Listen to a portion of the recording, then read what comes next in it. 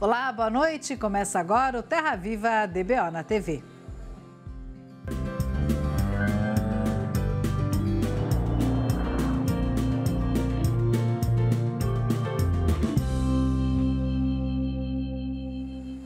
O consultor Wagner Pires visitou uma propriedade em Amargosa, na Bahia. No episódio de hoje, ele mostra uma área degradada que iniciou um processo completo de reforma.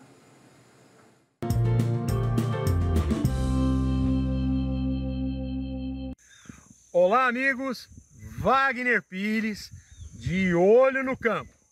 E agora eu estou na Bahia, em Amargosa, na fazenda São José.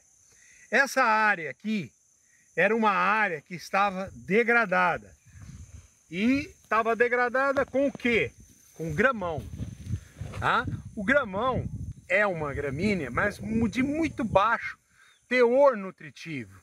E aí a fazenda resolveu reformar. Qual é o procedimento que foi feito aqui? Primeiro, dessecação do grama para morrer tudo com glifosato. Esperou morrer, viu se não tinha nenhum errinho, morreu. Ele demora para morrer, mais de 20 dias, tá? Morreu, beleza, e ainda você percebe que tá morrendo, ó. Tem um fiapinho verde ainda aqui, tá? Mas 99% tá morto. E agora, tá fazendo o quê? Ele tá aradando com arado o terreno. Só que antes disso, sabe o que ele fez? Ele calcariou, mediante análise de solo. E isso é o correto, tá? Jogou metade da dose, fez a aradagem e agora vai vir jogando a segunda dosagem e gradeando. Vai nivelar, vai quebrar todos esses torrões e aí depois vai fazer o plantio com mais de 60 dias de reação do calcário com fósforo. E aqui tem um outro fator nessa fazenda que tem que ficar de olho. É o Esporobolus índico, que ele tem uma disseminação na fazenda, que a fazenda teve o capricho de ir arrancando por muda, porque ele tem muito pouco disseminado. Se você tivesse uma disseminação de Esporobolus aqui, com essa aradagem que você está fazendo, você está tombando, está virando o solo. A probabilidade de um banco de semente voltar é mínima. Então, gente, isso aqui é o correto.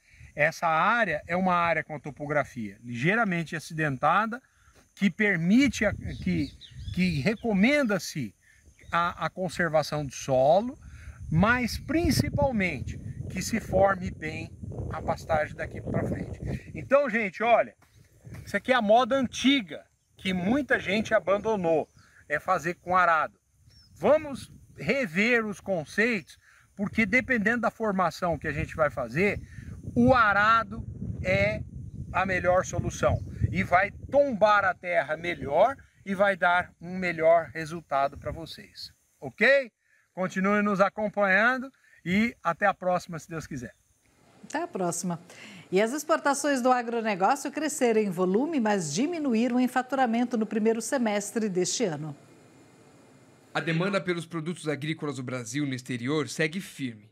O que influencia o resultado do primeiro semestre deste ano é o preço pago em dólar pelas commodities agrícolas, que segue em queda. De janeiro a junho, o faturamento das exportações brasileiras do agronegócio somou 82 bilhões de dólares e o volume escoado cresceu 4,5%. No mesmo período, os preços médios caíram 5% em relação aos da primeira metade de 2023. Segundo o Centro de Estudos Avançados em Economia Aplicada da Exalc-USP, o avanço na quantidade exportada tem relação com o crescimento nos embarques de algodão, de açúcar, de café e de carne bovina in natura. A China se manteve como o principal destino das exportações do agronegócio brasileiro, adquirindo aproximadamente 1/3 de tudo que o nosso país exporta. Para o segundo semestre de 2024, a menor colheita de soja deve limitar o crescimento dos embarques do produto e tornar mais desafiador superar o recorde de faturamento que tivemos no ano passado. Por outro lado, os embarques de algodão, açúcar, carne bovina in natura e café podem continuar em alta.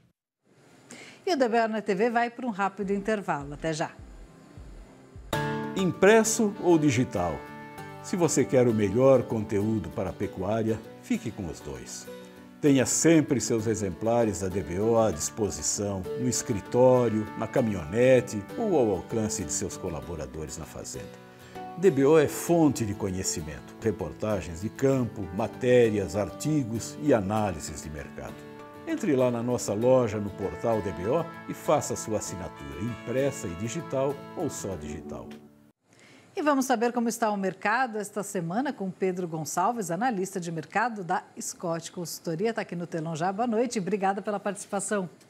Boa noite, Renata. É um prazer estar aqui com vocês mais uma vez. A gente que agradece. Essa alta nos preços indica a recuperação dos preços da arroba do boi gordo? Conta pra gente, explica aí essa semana.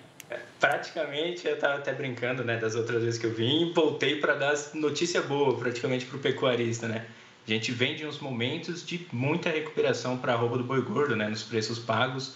Hoje a gente teve uma alta, preço aí do boi comum trabalhando R$ 245 por arroba, boi China R$ 250 por arroba, isso na referência de São Paulo, que são os mesmos preços que a gente viu no começo do ano, lá para janeiro, né? Então, cenário de recuperação a gente viu desde o menor preço pago aí até o momento, né, que veio na faixa de junho, né, naquele período que estava só na queda, não parava mais de cair a arroba, a gente já teve uma alta de praticamente R$ 28 por arroba no preço pago.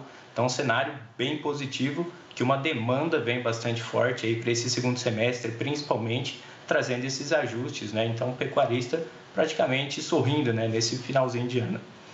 O que aconteceu? Por que o pecuarista pode sorrir agora nesse final de ano? O que aconteceu no mercado? Aí a gente tem praticamente 3 fatores que explicam, né, toda essa situação. O primeiro deles foi uma oferta que reduziu um pouco, muito por causa dessa questão de não ter tantas as pastagens, né? Então o pessoal acaba desovando a maior parte dos bovinos e acaba ficando dentro da propriedade aquilo que ele vai segurar para dar uma terminação melhor. Então, para esse período, essa janela de começo do segundo semestre, a gente tem uma oferta que é um pouco mais reduzida. E a indústria precisa da compra, né? Porque vem de uma demanda bastante acelerada, tanto no mercado interno quanto no mercado externo, né? Vocês já comentaram um pouquinho aqui sobre a exportação, né, dos produtos agropecuários.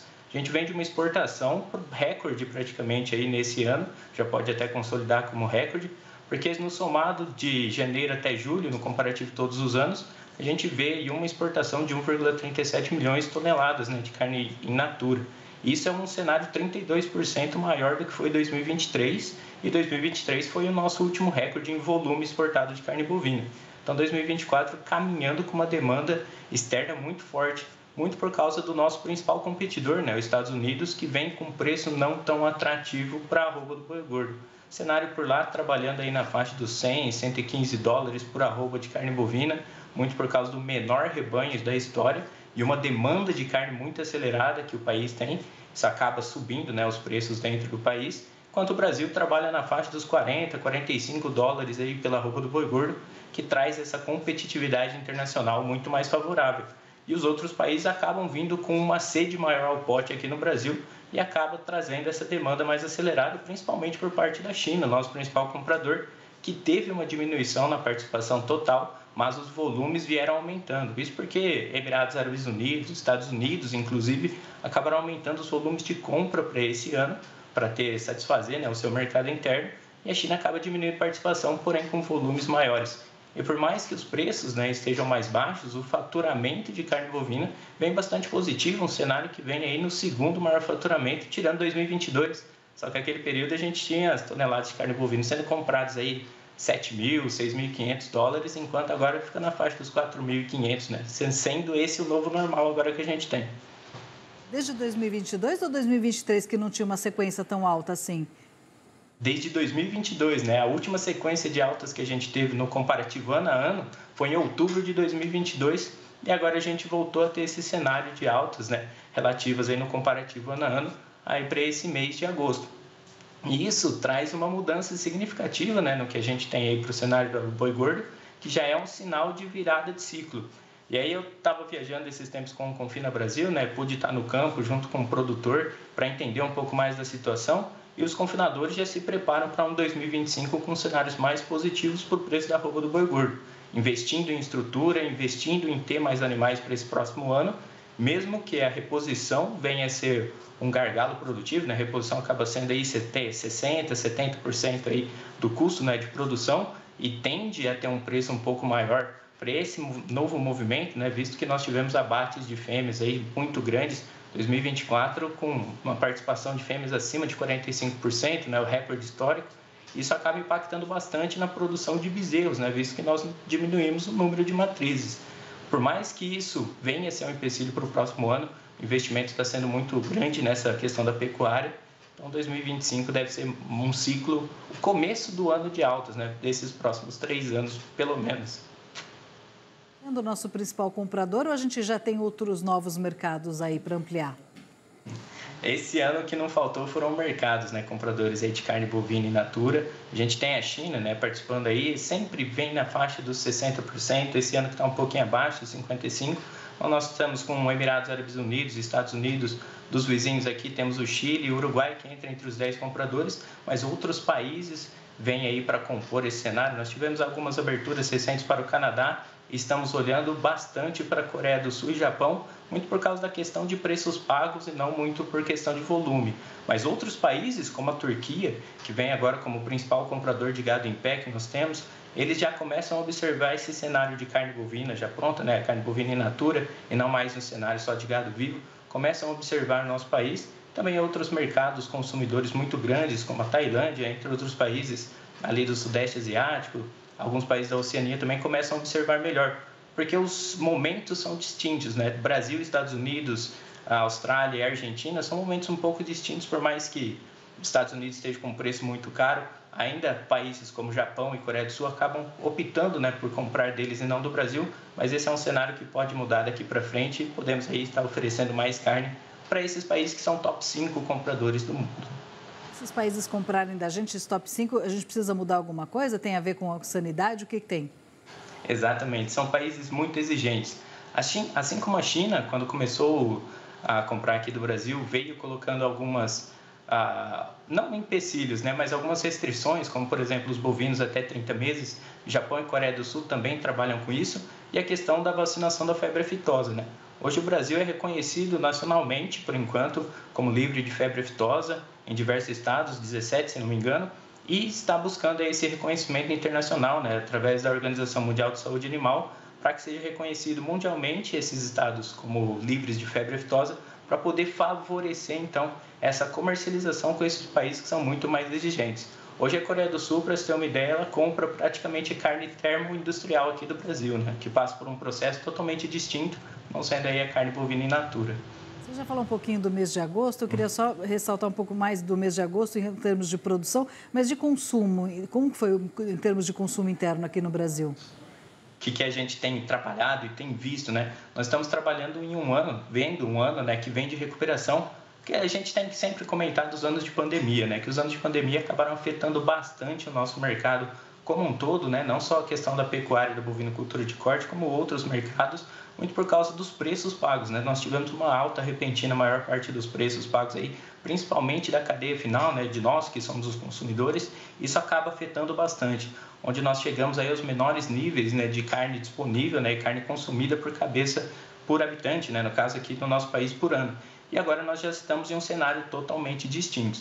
A expectativa é que esse ano nós vamos produzir até 10 milhões de toneladas equivalente de carcaça de carne bovina, com uma produção, com uma exportação, né, participando aí de quase 35%, ou seja, 3,5 milhões, sobrando uma disponibilidade de 6,5 milhões de toneladas equivalente de carcaça praticamente, o que deve jogar essa disponibilidade de carne bovina aqui no nosso país para a faixa dos 35 até 38 quilos por habitante, retomando o período pré-pandemia. Então, uma disponibilidade interna que vai vir bastante grande para esse ano, que deve ser o ano recorde de produção de carne, ano recorde de exportação, ano recorde de disponibilidade interna. Então, esse ano é o ano da carne bovina em questão de consumo aqui no nosso país, retomando aí esses cenários antigos, que vem também por causa de um cenário interno econômico mais firme.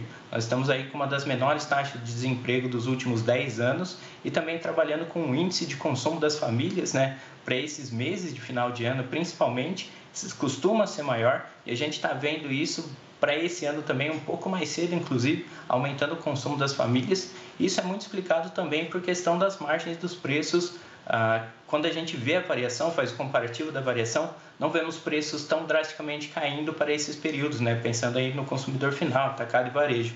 Isso reflete que o escoamento, então, está tendo, e a gente está tendo esse consumo interno, que inclusive da nossa produção de carne é quem mais consome, né? O que a gente tem que ter maior olho, né? Olhar com mais atenção para esse consumo interno do nosso país, que influencia bastante aí no mercado pecuário também, e ele que vem trazendo os sinais positivos para esse último período. Por mais que a demanda externa esteja bastante consumista e comprando carne aqui do nosso país, a demanda interna também é um dos principais, né, o principal ponto com relação a isso, e ele vem bastante positivo, absorvendo bastante e trazendo esse cenário bastante positivo para o mercado do boi gordo. Né?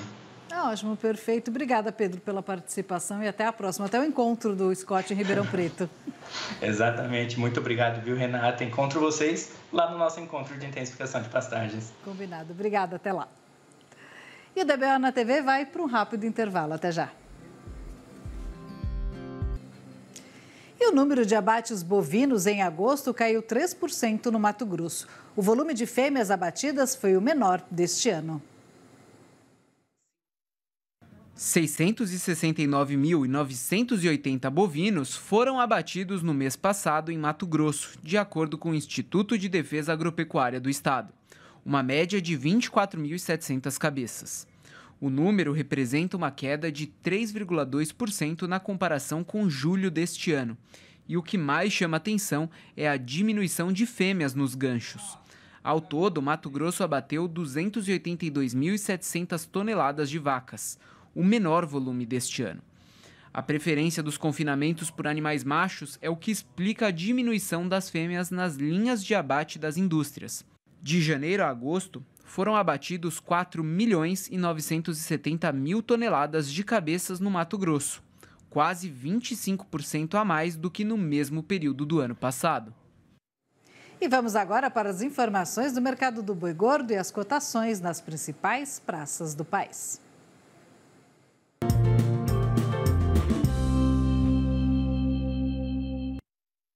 O mercado do boi gordo desta quarta-feira foi muito movimentado. No balanço do dia da Scott Consultoria, apenas 8 das 32 praças apuradas não registraram variação, sendo que na maioria delas o preço subiu. As altas foram encabeçadas por Barretos e Araçatuba, no interior de São Paulo, onde o boi é comercializado por R$ 245 e a vaca por R$ 220, a prazo e ainda sem descontar o fundo rural. No Rio de Janeiro, o preço saltou para R$ 235 e a fêmea para R$ 215. No Espírito Santo, alta apenas para a vaca, que agora custa R$ 210 redondos. Em Belo Horizonte, capital de Minas Gerais, o macho subiu para R$ 235 e a fêmea para R$ 221. No Triângulo Mineiro, o boi também custa R$ 235 por arroba. Partindo agora para o nordeste do país, no sul da Bahia, o boi sai por R$ 215 e a vaca por R$ 205. O mesmo valor da fêmea no oeste baiano, onde o macho agora é vendido por R$ 220. No oeste do Maranhão, a alta também foi geral. Por lá, o pecuarista não vende a vaca por menos de R$ 189 e o boi por R$ 210 redondos. O Acre teve alta no preço do boi, que está saindo por R$ 185 e no da fêmea, que sai por R$ 175. No norte do Tocantins, o macho subiu para R$ 220. No sul do estado, a cotação é a mesma do boi, mas por lá a vaca também aumentou e agora é comercializada por R$ 207. No sudeste de Rondônia, o boi agora é comercializado por R$ 203 e a fêmea por R$ 185. Em Paragominas, no Pará, apenas a fêmea teve incremento no preço e agora sai por R$ 193 por arroba. No centro-oeste brasileiro, a pressão altista se repete. No sudeste mato-grossense, a vaca subiu para R$ 205 e no norte do estado, só o boi variou e agora custa R$ 215. No Mato Grosso do Sul, todas as praças registraram aumento. Na capital Campo Grande, o boi subiu para R$ 248 e a vaca para R$ 230. O preço da fêmea se repete em Dourados, e por lá o boi é vendido por R$ 250. Em Três Lagoas, o boi aumentou para R$ 245 e a fêmea para R$ 224 por arroba. No sul de Goiás, a cotação do boi trabalha agora em R$ 235 para o boi e R$ 220 para a vaca. Na capital do estado, o macho custa R$ 235, enquanto a fêmea custa R$ 218. No sul do país, mais precisamente no noroeste do Paraná, o preço do boi agora é R$ 245 e o da vaca R$ 215. Mas nem só de alta ficou o mercado nesta quarta-feira. No oeste do Rio Grande do Sul, houve queda para o boi e para a vaca. O macho sai por R$ 8,90 o quilo vivo, ou R$ 267 por arroba, enquanto a fêmea custa R$ 7,90 o quilo vivo, ou R$ 237 por arroba. E fechando a lista, em Pelotas, o boi caiu para R$ 9 o quilo vivo, ou R$ 270 por arroba. E o Terra Viva DBO na TV de hoje fica por aqui. Muito obrigada pela sua companhia e até amanhã.